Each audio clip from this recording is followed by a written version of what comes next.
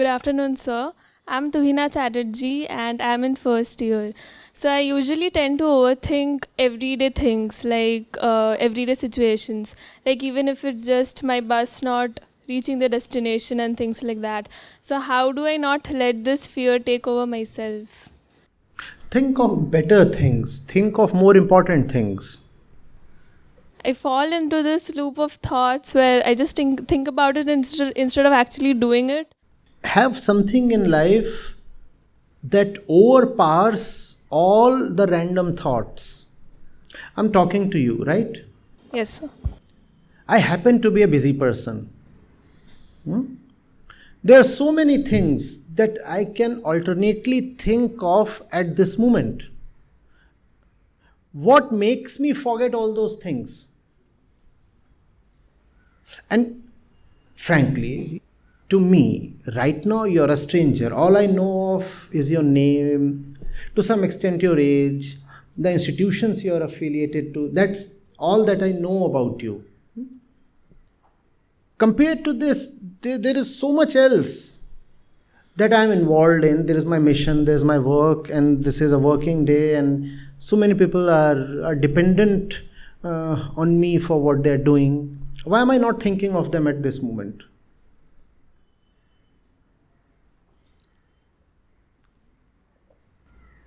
Because this is important. That's all. When you do not have that in your life, which is important, when you do not have a sense of the worthy, the result will be that a lot of little things will invade the mind. There is no way to keep those little things away. They are like germs. They constantly keep attacking you. You cannot keep them away. You can only have a strong inner immunity. Is there a way to keep germs away? Virus or bacteria or other kinds of pathogens? Is it possible? No, they are everywhere. I keep my hand here. They are here. This air that I breathe in, they are in the air. How do I ensure I am 100% shielded against them? Not possible. However, there is one thing that is possible, which is my inner immunity. And that inner immunity is called importance. Know what is important, and them random things will cease to matter. If you find yourself thinking about unimportant matters too much, it just means that there is a huge inner vacancy for something important, and that vacancy has not been filled. The mind cannot tolerate a vacuum, a vacancy. The mind needs something to chew. You cannot just abruptly bring the mind to a thoughtless state. Not possible. So what to do? As students, as beginners, what to do? Determine what is important. Honestly give it due credit. And I like to say, fall in love with it. Make it your life. Then there will be no space to think of random things. And is that not beautiful? Life is pestering you with all the normal trivia. And yet you are not bothered. Why? Because there is a mighty inner thing you have embraced. And you simply don't have the time, the space to look towards anything else.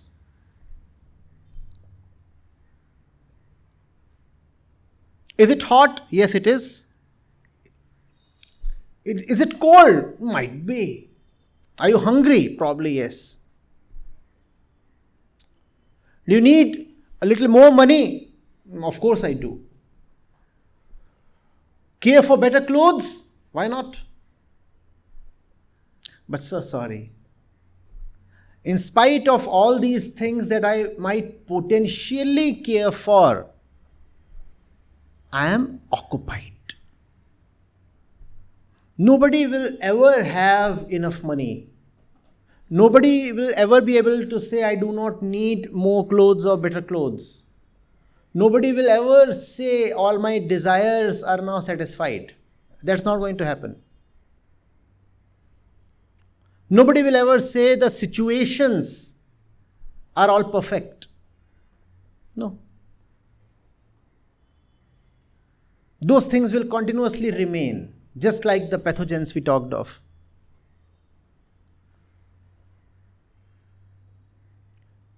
But along with them,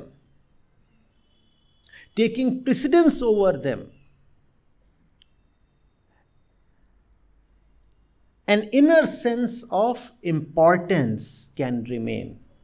And that has to be developed. It won't just come. As a young person, you need to figure out very clearly what is worth doing. What is important in life? Else, you're traveling to the college and you're looking out of the bus window and you see something happening, something by chance, the usual trivia, and it will capture you. And you will find yourself thinking about it 30 minutes. 30 minutes of life gone on nothing. And that's how most of us simply waste away our entire life. On nothing in particular. So what did you do your entire life? Nothing in particular. Though I was always occupied. But what did you do? Nothing in particular. Okay, let's say you get a 1 week break. A Diwali break, let's say. 10 days break. And somebody asks you, what did you do actually? Is that not an honest answer? Nothing in particular. And that's what happens when you have nothing really important to do. You do nothing. At least nothing in particular. And it's unimaginable the lengths of time that you can simply squander doing nothing in particular. 2 months summer holidays spent doing nothing in particular. Well, nothing in particular. My driver, I make it a point, he drives slowly so that sitting on the rear seat, I do not get disturbed. Why? Because commutes take long, 1 hour, 2 hours, and I want to read. That's a dedicated time I get to complete my reading list.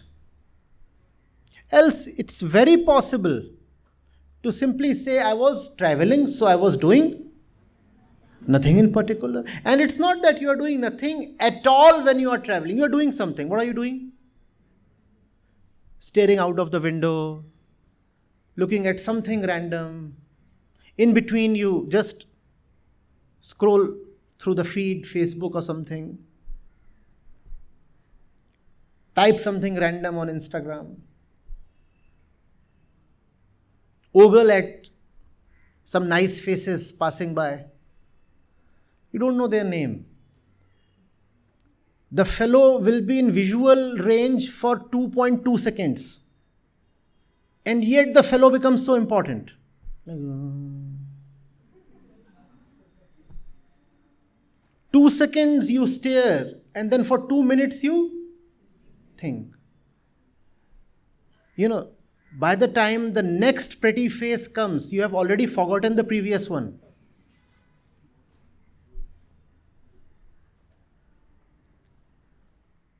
And the world can be an unending succession of pretty faces.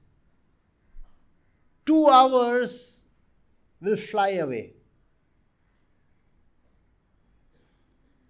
You did your entire journey doing nothing in particular. The name of the journey is life. Now death has arrived.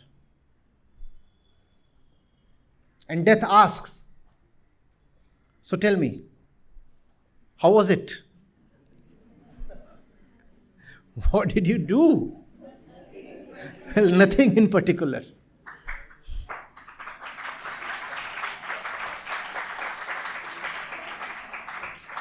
Though I was always busy. Always busy.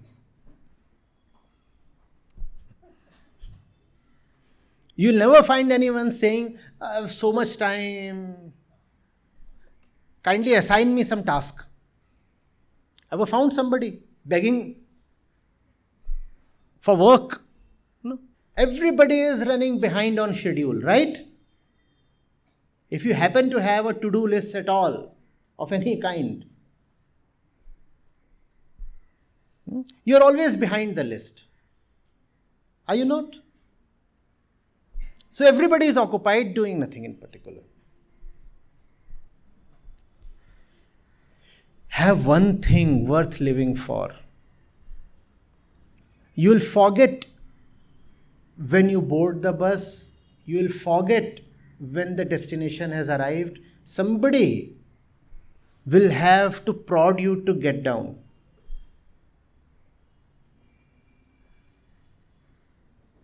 You'll be so immersed. That's a beautiful word, no? Immersion. How do you like it? Immersion. How about that? Does that appeal to you? Immersion? Have you experienced that sometimes? Immersion? Huh? That alone is the way to live. If you're not immersed, you are scattered.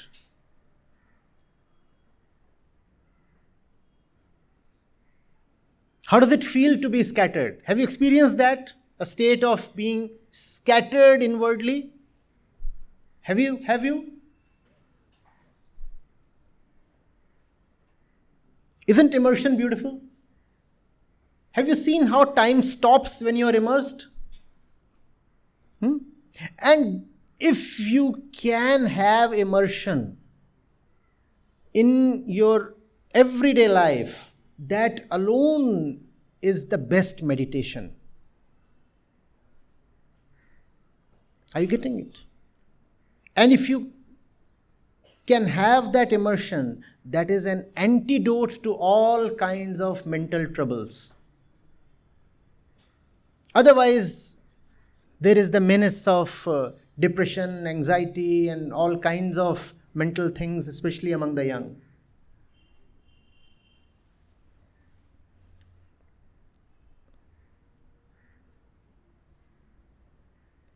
The one who has something to live for will never be mentally sick.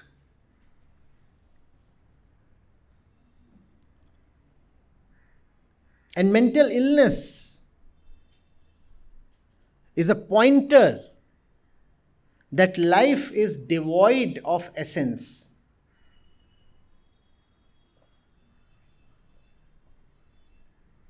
I have no time to be anxious. How about that? Are you suffering from anxiety? What's the answer? I have no time to be anxious. Even anxiety requires time. I don't have time. How can I be anxious? Are you afraid? I have no space for fear. When fear comes, I say, sorry, no vacancy. Not that you aren't great. Obviously, you are great and powerful. The entire world kneels to you. You're wonderful. But as far as I'm concerned, no vacancy. Give all your inner space to something that is beautiful for you. Let there be no vacancy.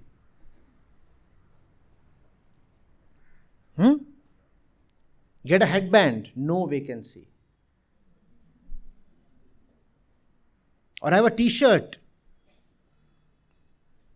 straight on your heart here, no vacancy.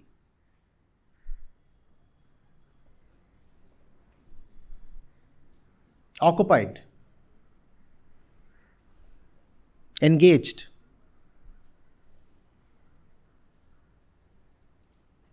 The knowers in the spiritual domain, they have said, we are wedded already.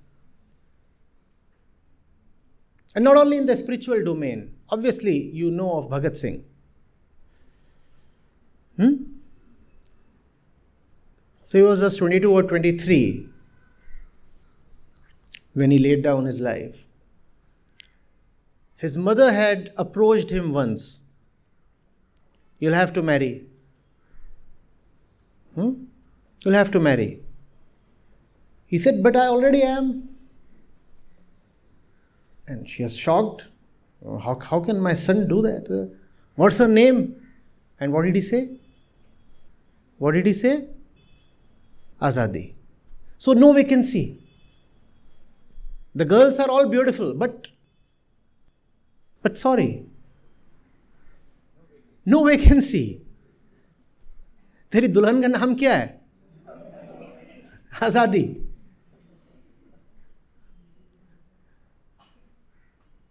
Already married, no vacancy. And that's why you remember him today. And that's why all others have become the dust of time. And Bhagat Singh is immortal. Even though he left his body at 23, yet he is immortal. And there were those who lived long lives for 90, 100 years. And yet, as we say, are just the dust of time. Who cares for them? That's the difference.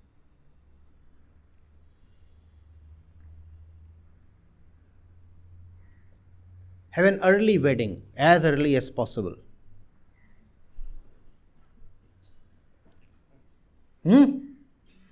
Not the kind of wedding that requires social, religious, and legal sanction and ceremonies. An internal wedding. Let nobody know of it.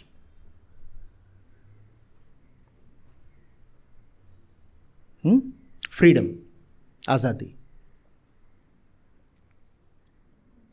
What do you think? Bhagat Singh had time to think of miscellaneous things?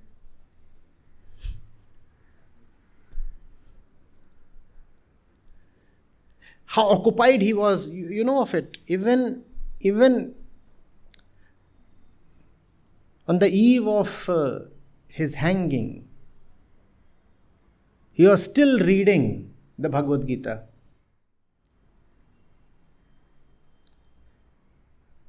A copy of that, in fact, that particular copy is still preserved. Or was he thinking, tomorrow I'll die, what will happen then? Was he thinking? No. He said, but I still have a few hours. Let me spend these hours with the beloved. I have something very important to do. Or was he doing nothing in particular? Was he doing nothing in particular even in his last hours? No. He said, let me spend this time in reading. And he was a voracious reader. At your age, he was so well read.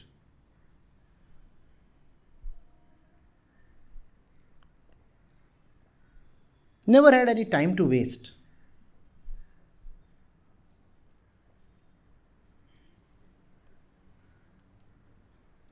I don't know, this one is from Bhagat Singh or one of the other great revolutionaries.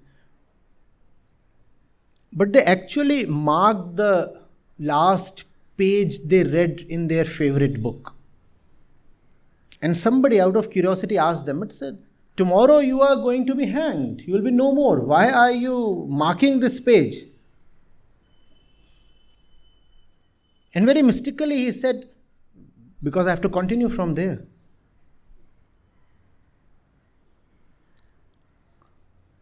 No time for self pity, inner misery,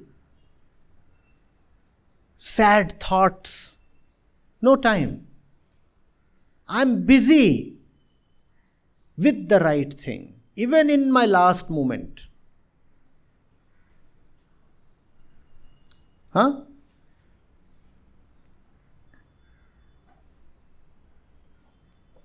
How about such a life?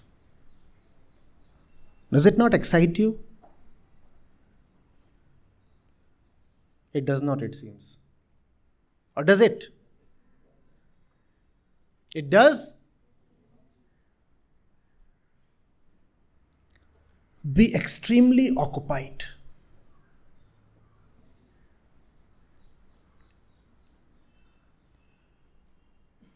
Don't be like these wanton flies or insects. Seen how a mosquito behaves? Sitting here, sitting there, or a fly hopping from here to there. Doing? Don't be like that, please.